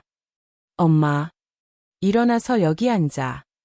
재민은 일어나 제 옆에 앉았습니다. 저는 재민의 손을 잡았습니다. 재민아, 엄마는 내가 진심으로 변하길 바란다. 돈 때문이 아니라 진짜 사람으로 변하길 바래. 네, 엄마. 앞으로 엄마한테 어떻게 할 거니? 일주일에 한 번은 꼭 찾아뵐게요. 그리고 아버지 산소도 매달 다녀올게요. 엄마 건강 챙기고, 아프시면 병원 모시고, 엄마가 필요하실 때 언제든지 달려올게요. 돈 때문에 그러는 거 아니지? 아니에요, 엄마. 제 진심이에요. 저는 재민의 눈을 똑바로 쳐다보았습니다. 그의 눈에는 진심이 보였습니다. 좋아. 그럼 엄마가 지켜볼게. 내가 정말 변했는지. 네, 엄마. 보여드릴게요. 재민이 돌아간 후 저는 혼자 생각에 잠겼습니다. 재민이는 진심인 것 같아. 하지만 수진이가 문제네. 그 아이는 재민이를 계속 부추길 거야. 며칠 후 재훈에게서 전화가 왔습니다. 엄마, 나 재훈이에요. 재훈의 목소리는 피곤해 보였습니다. 응. 엄마, 나 서연이랑 이혼하기로 했어요. 저는 놀라 일어났습니다. 서연이랑 이혼? 네. 더 이상 못 살겠어요, 엄마. 재훈의 목소리가 떨렸습니다. 서연이는 변하지 않아요. 계속 재산 이야기만 해요. 어떻게든 엄마한테 받아내야 한다고, 법적으로 대응하자고, 무효소송하자고. 그리고 저한테 이렇게 말했어요. 당신 어머니가 죽으면 결국 다 우리 거잖아. 기다리면 되지 뭐. 라고. 저는 숨이 막혔습니다. 엄마를 죽기를 기다린다고. 그런 말을 들었을 때 저는 정말 재훈은 울먹였습니다. 엄마, 제가 얼마나 한심한 놈이에요. 제 아내가 제 엄마 죽기를 기다린다고 말하는데 저는 지금까지 그걸 모르고 살았어요. 재훈아, 아버지가 왜 그런 유언장을 남기셨는지 이제 알겠어요. 아버지는 이미 알고 계셨던 거죠. 서연이가 어떤 사람인지, 그리고 제가 얼마나 한심한 놈인지. 재훈은 한참을 울었습니다. 엄마, 저 정말 잘못했어요. 아버지한테도 미안하고 엄마한테도 미안해요. 재훈아, 진정해라. 엄마, 저 이혼하고 다시 시작할게요. 제대로 된 사람이 될게요. 더 이상 돈만 보는 사람이랑은 못 살겠어요. 전화를 끊고 저는 한숨을 쉬었습니다. 서연, 그 아이는 끝까지 변하지 않는구나. 일주일 후 서연이 혼자 집에 찾아왔습니다. 인터폰으로 보니 그녀는 많이 야위어 있었습니다. 화장기 없는 얼굴, 헝클어진 머리, 구겨진 옷. 저는 문을 열어주지 않았습니다. 무슨 일이에요? 어머니, 문 좀 열어주세요. 할 말이 있어요. 여기서 하세요. 어머니, 제발요. 저는 한참을 망설이다가 문을 열었습니다. 서연은 집 안으로 들어와 바로 무릎을 꿇었습니다. 어머니, 제발 도와주세요. 그녀의 눈에는 눈물이 가득했습니다. 하지만 그 눈물이 진심인지 연기인지 알 수 없었습니다. 무엇을 도와달라는 거죠?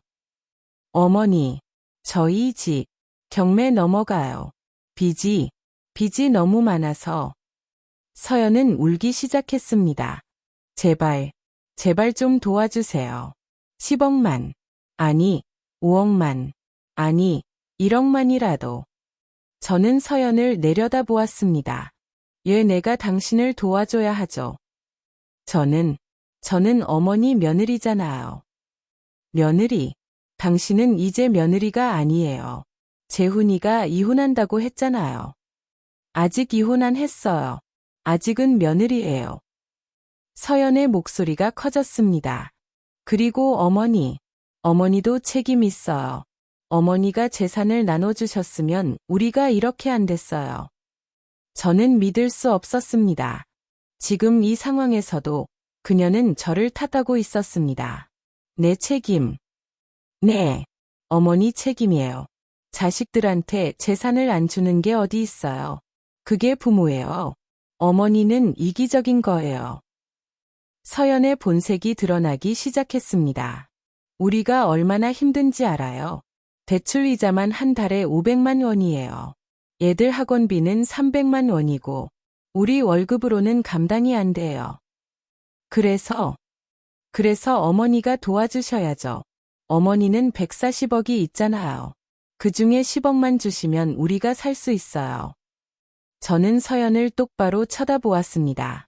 서연 씨, 당신은 끝까지 변하지 않는군요. 변해요. 뭘 변해요?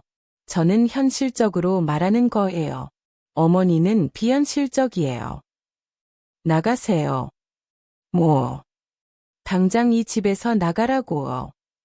저는 현관문을 열었습니다. 어머니, 나가요. 그리고 다시는 오지 마세요. 어머니, 제발, 10억만.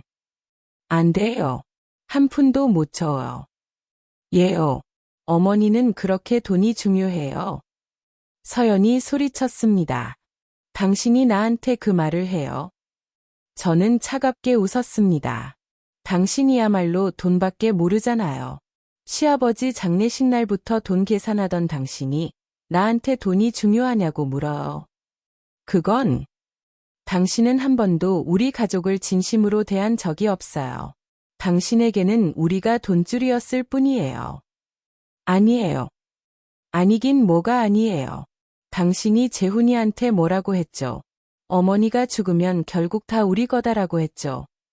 서연의 얼굴이 창백해졌습니다. 그걸 어떻게? 재훈이가 다 말했어요. 당신이 얼마나 악독한 사람인지. 저는 서연을 밀어냈습니다. 이제 나가요. 그리고 재훈이랑 빨리 이혼하세요. 우리 아들한테는 당신 같은 사람이 필요 없어요. 어머니. 서연은 복도로 나가며 소리쳤습니다. 어머니, 후회하실 거예요. 저 가만 안 있을 거예요. 법적으로 끝까지 싸울 거예요. 하세요. 하지만 이길 수 없을 거예요. 저는 문을 닫았습니다. 서연의 울부짖는 소리가 복도에 울려 퍼졌습니다. 어머니, 어머니. 하지만 저는 문을 열지 않았습니다. 한참 후 서연의 목소리가 사라졌습니다. 저는 소파에 앉아 한숨을 쉬었습니다. 여보, 당신 말이 맞았어요. 서연은 끝까지 변하지 않네요. 그날 밤 재훈에게서 전화가 왔습니다. 엄마, 서연이가 우리 집에 갔다 왔다며요? 응, 왔었어.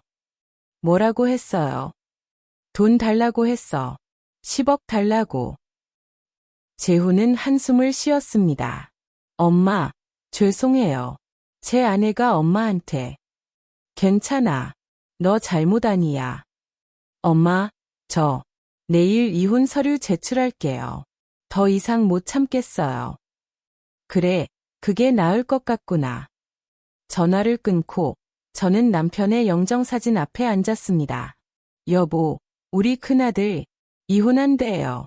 서연이랑. 처음에는 안타까웠어요.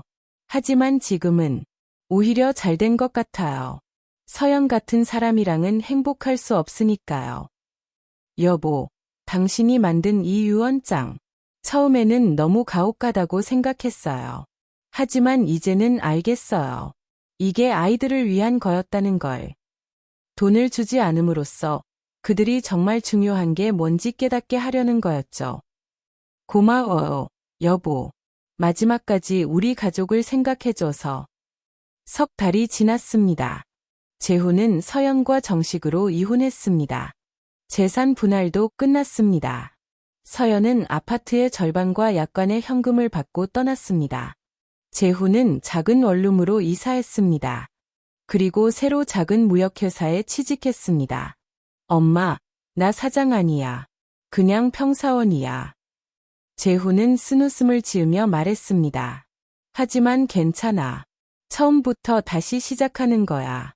아버지처럼. 재훈은 일주일에 2번씩 저를 찾아왔습니다.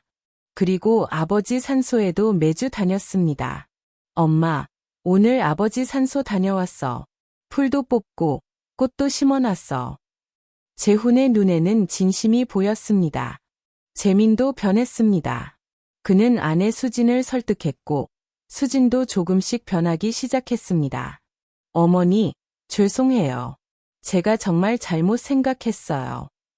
수진은 어느 날 눈물을 흘리며 사과했습니다. 저는 돈만 생각했어요. 가족의 의미를 몰랐어요. 재민과 수진은 매주 일요일마다 저를 찾아왔습니다. 그리고 함께 식사를 하며 이런저런 이야기를 나눴습니다. 6개월이 지났습니다.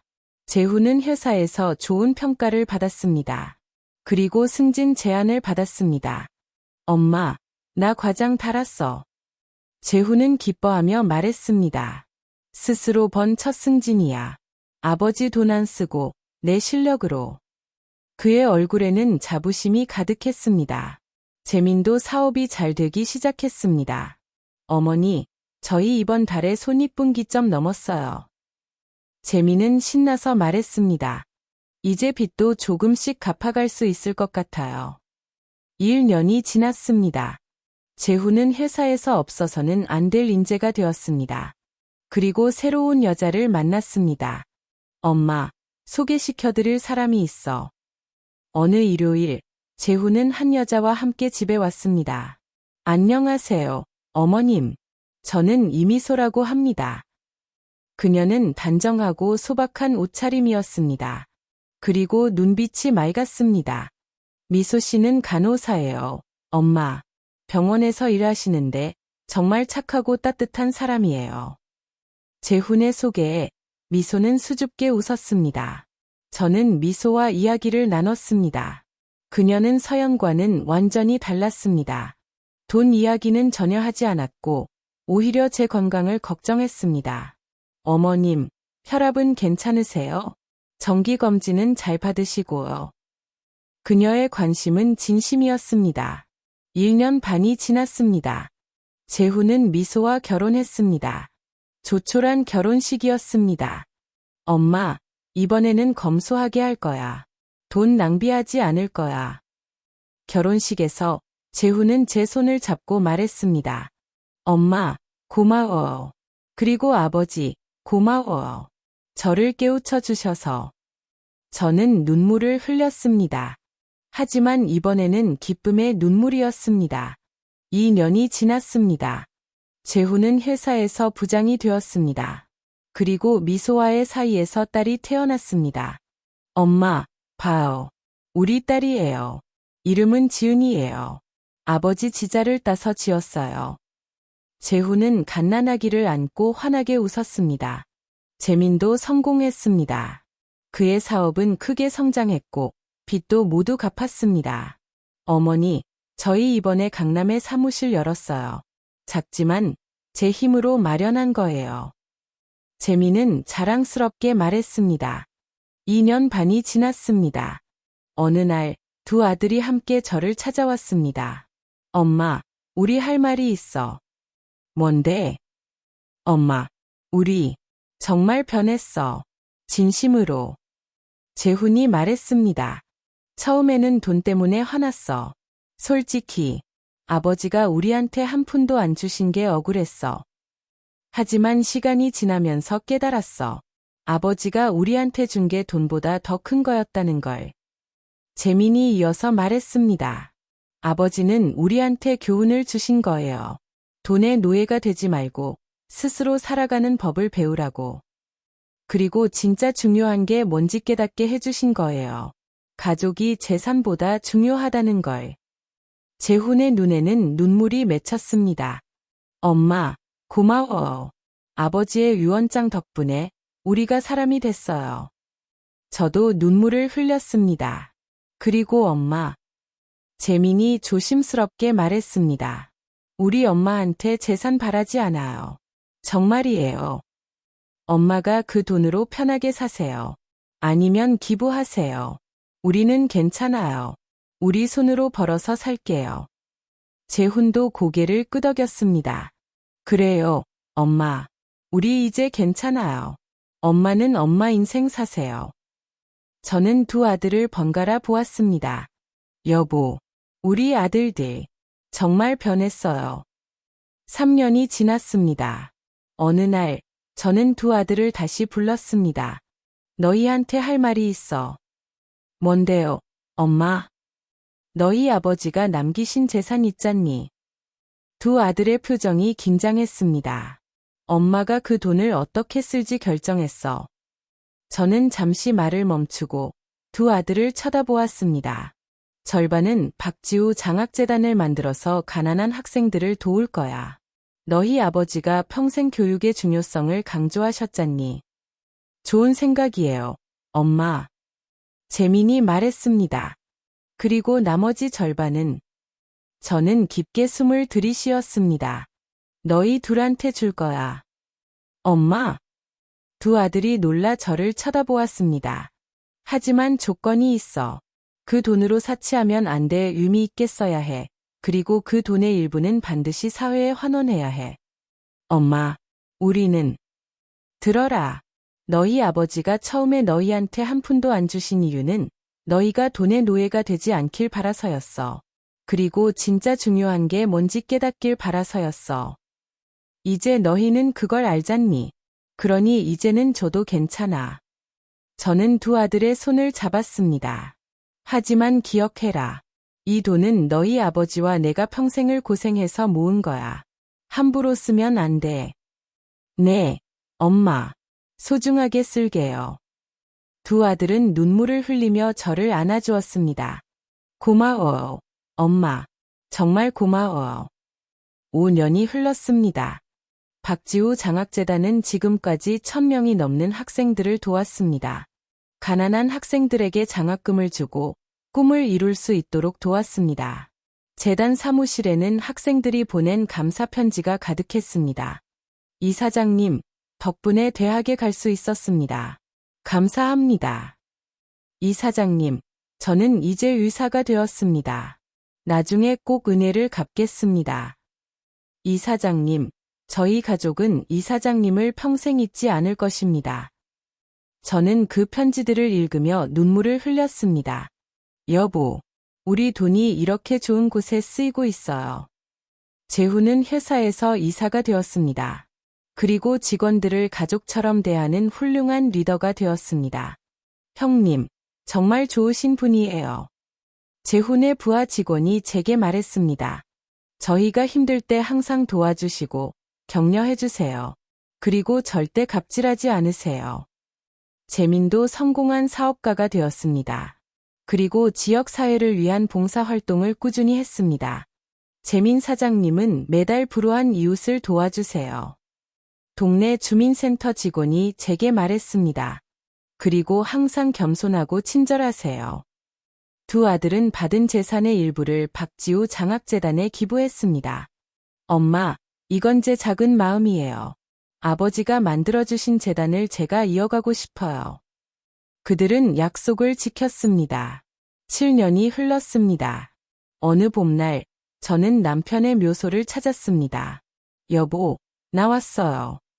저는 묘비 앞에 앉아 남편에게 말했습니다. 여보, 고마워. 당신이 남긴 유언장 덕분에 우리 아들들이 변했어요. 처음에는 저도 너무 가혹하다고 생각했어요. 아들들에게 한 푼도 안 준다니. 하지만 이제는 알겠어요. 그게 최선의 선택이었다는 걸. 당신이 남긴 진짜 유산이 뭔지 알아요? 돈이 아니에요. 교훈이에요. 아들들에게 가르쳐준 교훈, 돈보다 중요한 게 있다는 것, 가족의 의미, 진짜 사람의 가치. 그게 진짜 유산이에요. 바람이 불어왔습니다. 마치 남편이 대답하는 것 같았습니다. 여보, 보고 싶어요. 많이 보고 싶어요. 하지만 아직은 갈 수 없어요. 아직 할 일이 남았거든요. 손주들도 키워야 하고, 재단도 운영해야 하고, 우리 아들들도 계속 지켜봐야 하고. 그러니까 조금만 기다려주세요. 제가 할 일 다 마치면 그때 당신한테 갈게요. 그때까지 건강하게 계세요, 여보. 묘소를 떠나며 저는 뒤돌아보았습니다. 여보, 사랑해요. 영원히. 10년이 흘렀습니다. 저는 이제 85이 되었습니다. 건강은 예전 같지 않았지만 마음은 평안했습니다. 박지우 장학재단은 대한민국 최고의 교육 장학재단 중 하나가 되었습니다. 지금까지 5,000명이 넘는 학생들이 재단의 도움을 받았습니다. 그리고 놀라운 일이 일어났습니다. 재단에서 장학금을 받았던 학생들이 성공한 후 다시 재단에 기부를 하기 시작한 것입니다. 이사장님, 저는 10년 전 장학금을 받아 대학을 졸업했습니다. 이제 의사가 되어 은혜를 갚고 싶습니다. 이사장님, 저는 변호사가 되었습니다. 재단에 1억 원을 기부하겠습니다. 이사장님, 저는 사업가가 되었습니다. 매년 5천만 원씩 기부하겠습니다. 재단은 점점 커졌고 더 많은 학생들을 도울 수 있었습니다. 재훈의 회사도 크게 성장했습니다. 그는 이제 작은 중견기업의 대표가 되었습니다. 엄마, 저 이번에 직원들 복지 대폭 개선했어요. 출산 휴가 늘리고 육아 휴직 보장하고 노인 부양 휴가도 만들었어요. 재훈은 자랑스럽게 말했습니다. 아버지가 강조하셨잖아요. 직원들을 가족처럼 대하라고. 저도 그렇게 하고 있어요. 재민도 지역사회에 존경받는 사업가가 되었습니다. 어머니, 저 이번에 지역 아동센터 새로 지었어요. 제 돈으로요. 재민은 밝게 웃으며 말했습니다. 아버지가 말씀하셨잖아요. 성공하면 사회에 환원하라고. 저도 그렇게 하고 있어요. 손주들도 잘 자라고 있었습니다. 재훈의 딸 지훈이는 이제 10살 착하고 공부도 잘하는 아이였습니다. 증조할머니, 저 나중에 커서 선생님 될 거예요. 가난한 아이들을 가르치는 선생님이요. 지훈이의 말에 저는 눈물을 흘렸습니다. 여보, 우리 손주가 이렇게 착하게 자라고 있어요. 재민의 아들 민준이는 8살, 활발하고 친구들을 잘 도와주는 아이였습니다. 할머니, 저 반 친구 중에 공부 못하는 친구 있어요. 제가 가르쳐 주기로 했어요. 민준이의 말에 저는 미소를 지었습니다. 우리 손주들, 할아버지를 닮았구나. 어느 겨울날 저는 병원에 입원했습니다. 사모님, 심장이 많이 약해지셨습니다. 조심하셔야 합니다. 의사의 말에 저는 고개를 끄덕였습니다. 이제 시간이 얼마 안 남았구나. 병실로 두 아들이 달려왔습니다. 엄마, 괜찮으세요? 엄마, 얘 미리 말씀 안 하셨어요. 두 아들은 걱정스러운 표정으로 저를 쳐다보았습니다. 괜찮아, 얘들아. 나이가 있으니까 그럴 수도 있지. 엄마, 저희가 간병할게요. 교대로 병원에 있을게요. 재훈이 말했습니다. 엄마, 필요한 거 있으면 뭐든지 말씀하세요. 재민이 말했습니다. 두 아들은 정말로 매일 병원에 왔습니다. 그리고 밤낮으로 저를 돌봤습니다. 며느리 미소도, 수진도 함께 왔습니다. 어머니, 제가 간호사니까 제가 돌볼게요. 미소는 정성껏 저를 간호했습니다. 어머니, 제가 음식 만들어 왔어요. 맛있게 드세요. 수지는 매일 정성스러운 음식을 만들어 왔습니다. 한 달이 지났습니다. 어느 날 밤, 저는 두 아들을 불렀습니다. 엄마, 얘요. 어디 불편하세요? 아니야. 그게 아니고, 너희한테 할 말이 있어서. 저는 두 아들의 손을 잡았습니다. 엄마는 정말 행복했어. 엄마, 무슨 말씀이세요? 들어라. 엄마가 처음에는 너희가 변할 수 있을까 의심했어. 하지만 너희는 정말 변했어. 진심으로.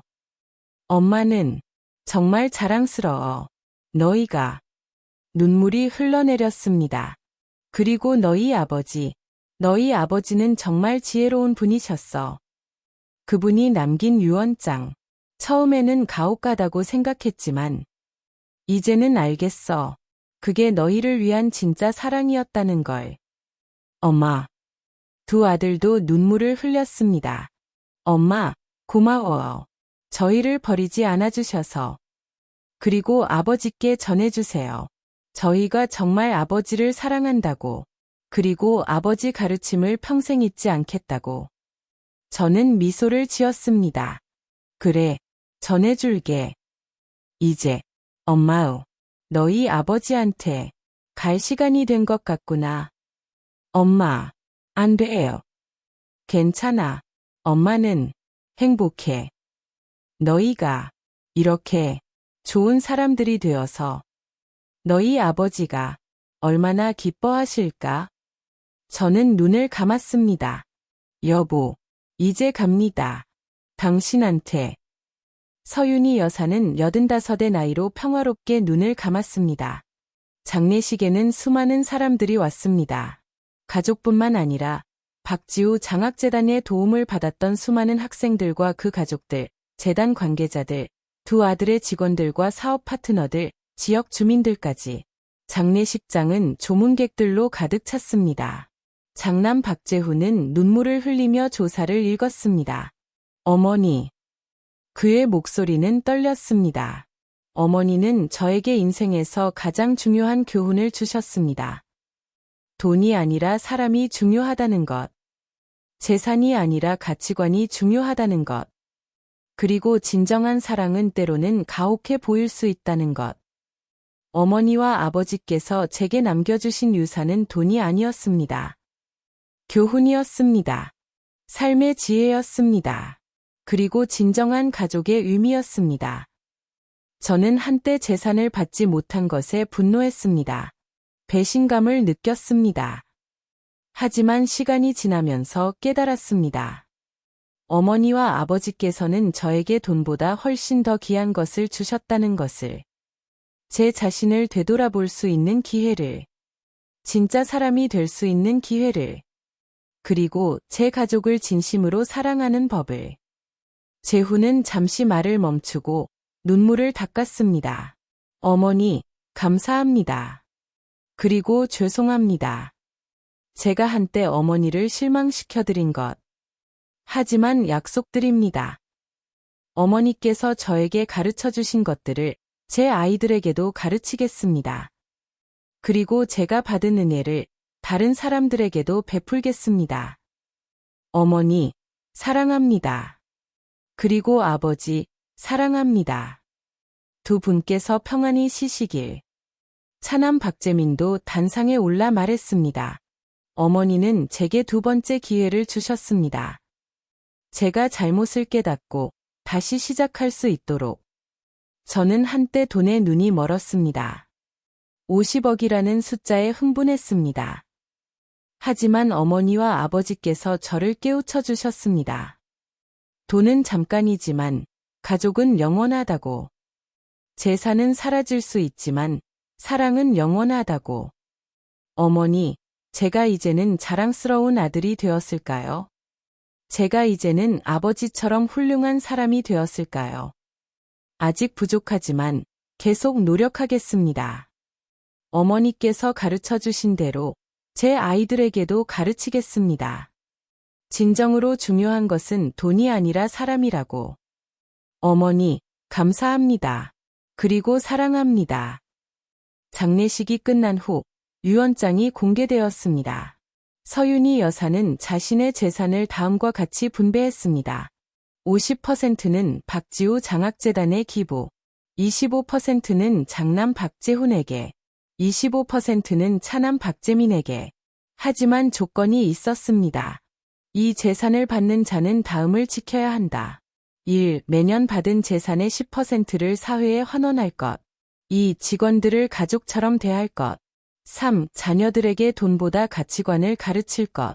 4. 매년 아버지와 어머니의 산소를 찾을 것. 5. 형제간의 우애를 지킬 것. 만약 이를 어길 시 모든 재산은 박지우 장학재단으로 기속된다. 두 아들은 그 조건을 기꺼이 받아들였습니다. 엄마, 이 조건은 저희한테 명령이 아니라 가르침이에요. 재훈이 말했습니다. 저희는 이미 이렇게 살고 있었어요.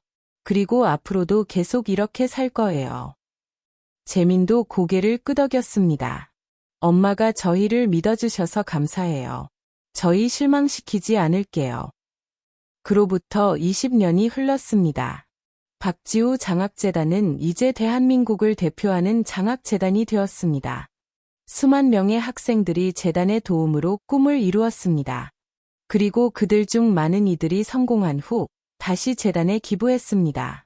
희망의 사다리는 계속 이어졌습니다. 재훈의 회사는 대기업이 되었습니다. 하지만 그는 여전히 직원들을 가족처럼 대했습니다. 그의 회사는 일하고 싶은 회사 1위로 여러 번 선정되었습니다. 재민도 성공한 기업가가 되었습니다. 그는 지역 사회를 위해 학교를 짓고 병원을 짓고 복지관을 지었습니다. 두 아들은 약속을 지켰습니다. 매년 재산의 10%를 기부했고 매년 부모님의 산소를 찾았고 형제간의 우애를 지켰습니다. 그리고 그들의 자녀들도 올바르게 자라고 있었습니다. 재단 본부 로비에는 박지우 회장과 서윤희 여사의 사진이 나란히 걸려 있습니다. 그 아래에는 이렇게 적혀 있습니다. 진정한 유산은 돈이 아니다. 진정한 유산은 우리가 다음 세대에게 물려주는 가치관이다. 그리고 진정한 사랑은 때로는 가혹해 보일 수 있지만 그것이 상대방을 진정으로 성장시킨다. 박지우, 서윤희 부부를 영원히 기리며. 그리고 그 옆에는 작은 액자가 하나 더 걸려 있습니다. 박지우 회장의 유언장 중 한 구절입니다. 전 재산은 아내에게. 그 짧은 문장이 한 가족을 변화시켰고 수만 명의 인생을 바꿨습니다. 그리고 그 교훈은 세대를 거쳐 이어지고 있습니다.